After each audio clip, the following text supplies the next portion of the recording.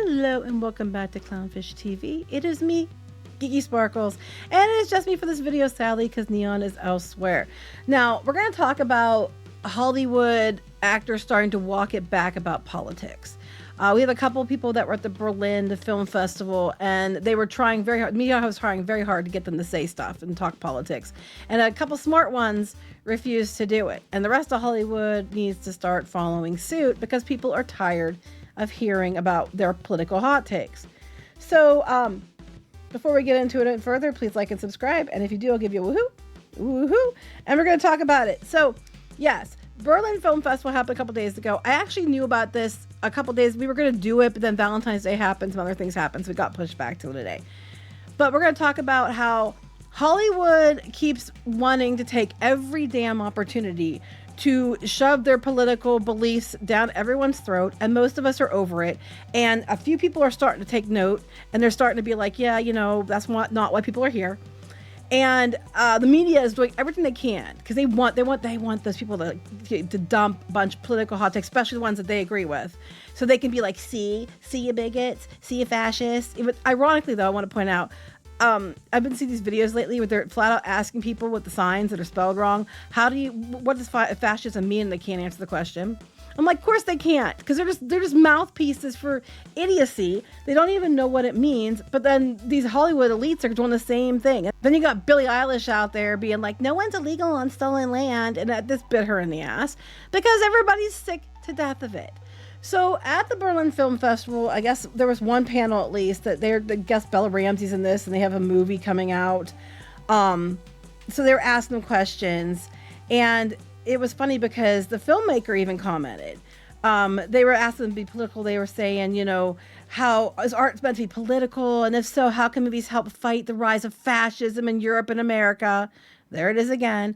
And the filmmaker himself said, I think sometimes the most rebellious thing you can do is be optimistic.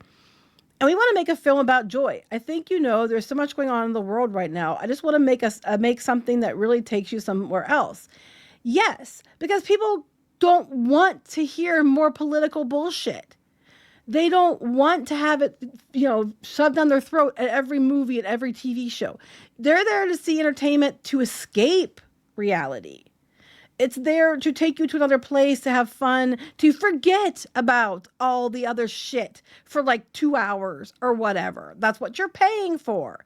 And you cannot escape it. The media doesn't allow you. Social media doesn't allow you. And I know it's hard to believe, but I said this repeatedly, and Kneon can vouch. Once upon a time, not that long ago, you didn't need to know who everyone voted for.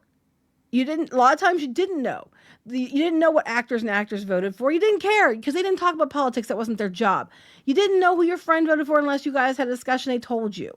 And it was fine that they did if you didn't tell them and they didn't tell you. You didn't know who, it wasn't like you had to go around wearing hats or wearing, you know, shirts or going on making your, you know, different posts to denounce whatever at every turn. You didn't have to. It's ridiculous that you do now. And because no one's ever going to agree with you 100%. And then if you don't agree 100%, they descend upon you. But people went for years not knowing. Schools, teachers talked about politics, talked about both sides, and didn't tell you who they voted for, and it wasn't your business to know. Once upon a time. It was glorious. And I wish we'd go back there because, frankly, there was a time, again, not that long ago, where there was inclusion already. There were, you know, people, all different kinds of people were in shows, representation in films and shows, and no one cared or thought anything of it.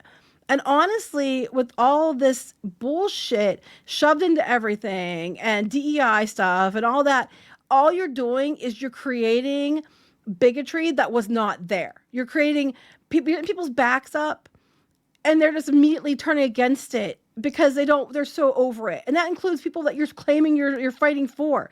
They're just tired. So saying, I just want to bring joy and I wanted to do something that takes you someplace else is a smart move. Hollywood, take note. Studios and audiences are getting tired of the constant political messaging. Like here, I'm not going to tell you who to vote for because it's not my job to tell you who to vote for. I'm not going to tell you what to think. It's not my job to tell you what to think. We just cover pop culture, and unfortunately, you can't get away from politics and pop culture because they won't fucking shop about it. But you do you. We just, I'm Gen X. We just didn't listen to everybody equally. So then Neil Patrick Harris also added, I think we live in a strangely algorithmic and divided world. Hell yeah. And so as artists, I'm always interested in doing things that are apolitical because we're all, as humans, wanting to connect in some way. That's why we experience things together. Yes, you've been so damn divisive, Hollywood, and the media and social media and the things have been pushing that people, you keep dividing. And even when people try to bring people together, you get mad about, like the Twisters movie. They said that we weren't going to make it about politics or global warming, and you all got pissed and mad about it because it wasn't your mouthpiece to make sure you lecture and preach. People don't want to be preached at. I'm tired of the divisiveness. People want to go to a movie. You're sitting in the theater. Do you know how everybody around you voted? Fuck no. Do you care? Probably some of you do. But most people don't care. And you're just there having an experience. You're laughing together. You're clapping together. You're cheering together. You're crying together. Whatever. It's a shared experience that's just for entertainment. And that's okay. They also tried to go after Michelle Yeoh as well. She was there. And she was asked, as an international actress, if, how the current state of the U.S., meaning Trump and ICE and all that, was impacting her and things. And she said, I don't think I am in the position to really talk about the political situation in the U.S. And also, I cannot presume to say I understand how it is. So best not to talk about something I don't know about. She's Malaysian and she primarily lives in Switzerland. So she wanted to focus and concentrate on what's important for us, which is cinema. Imagine that. Somebody at the Berlin Film Festival wanting to talk about the films and not politics of America in another country.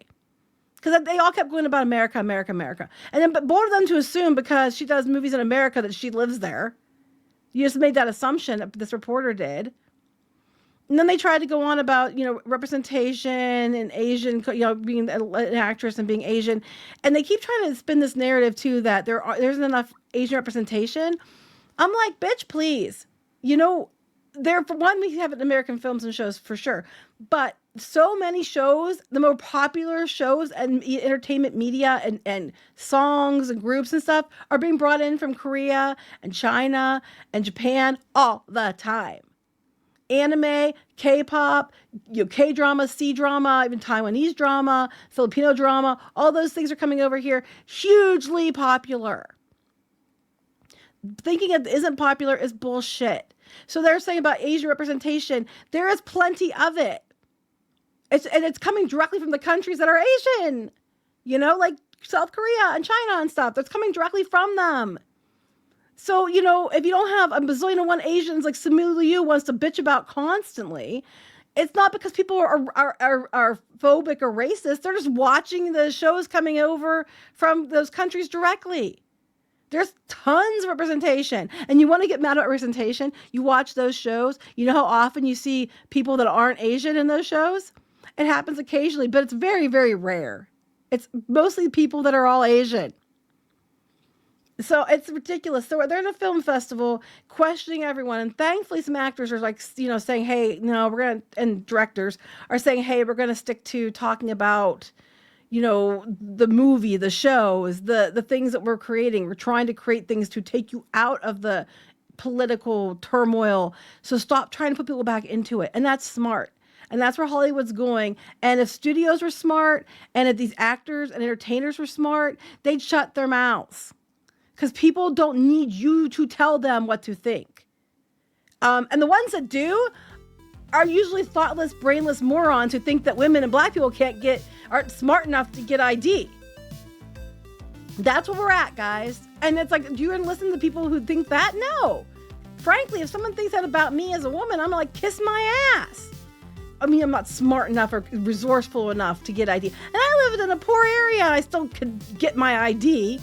For fuck's sake. You can't even make this level of idiocy up. And these are the people that are up there standing there and saying this shit.